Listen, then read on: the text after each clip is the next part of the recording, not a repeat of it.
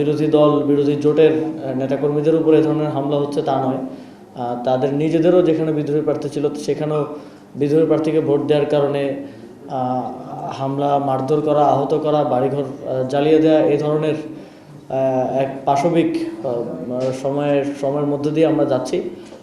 মানে মনে হচ্ছে দেশে কোনো যুদ্ধ লেগেছে এবং এমন একটা পরিস্থিতি তৈরি হয়েছে। তো এটা খুবই দুঃখজনক। বাংলাদেশের গণতন্ত্রের জন্য, বাংলাদেশের আমরা যেটা দেখেছি যে নির্বাচনের দিন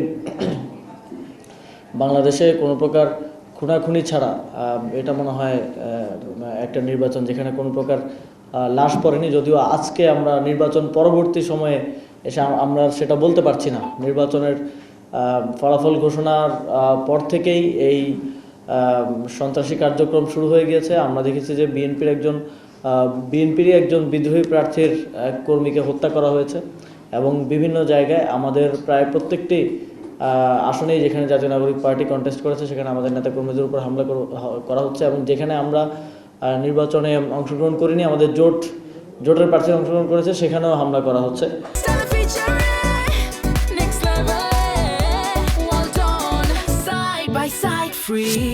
আমরা বিশ্বাস করি অন্তত 3টি আসনে আমরা বিজয়ী হয়েছিলাম, যেখানে রেজাল্ট টেম্পারিংয়ের মাধ্যমে আপনারা দেখেছেন যে 8 ঘন্টা 9 ঘন্টার বিভিন্ন নাটকীয়তার মধ্য দিয়ে, বিভিন্ন নতুন ব্যাখ্যার মধ্য দিয়ে আমাদের বারবার কাউন্ট করে আমাদের প্রার্থীদের ভোট কমিয়ে তাদেরকে হারানো হয়েছে।